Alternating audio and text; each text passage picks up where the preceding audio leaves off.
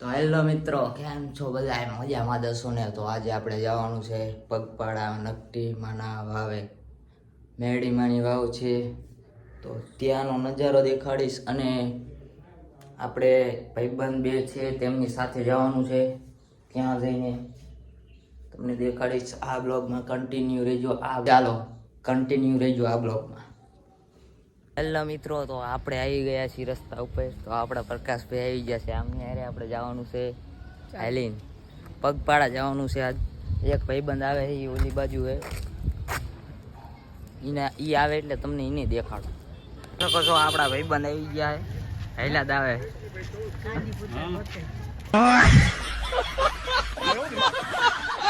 મિત્રો, તો અમે થોડાક આગળ આવી ગયા છીએ. આ બ્લોગમાં તમે કન્ટિન્યુ રહેજો. અમે આ ધોળીપુરના આ જો આને શું કહેવાય એ કોમેન્ટ કરીને કહેજો.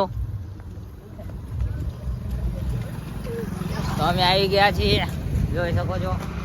આ બ્લોગમાં તમે કન્ટિન્યુ રહેજો. Okay, done. પછી મિત્રો આપણે પહોંચી ગયા ધોળી પોળે.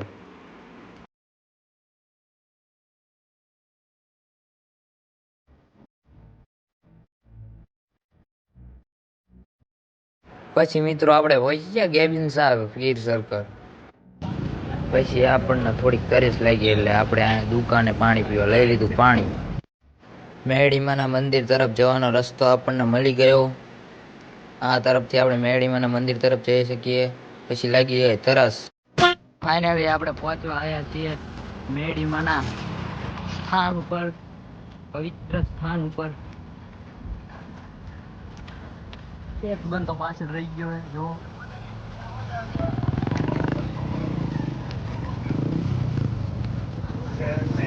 મેં અને નિખિલ બે લઈ લીધું એક એક નારિયેલ.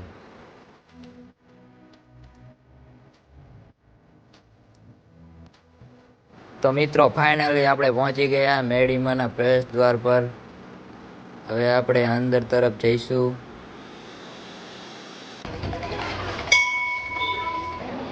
તો મિત્રો આપણે મેરડીમાના દર્શન કરીને પછી ઘર તરફ જઈશું. નિખિલભાઈ આવી ગયા મોજમાં. આજના બ્લોગમાં બસ આટલું. લાઈક ને શેર કરી નાખજો મિત્રો.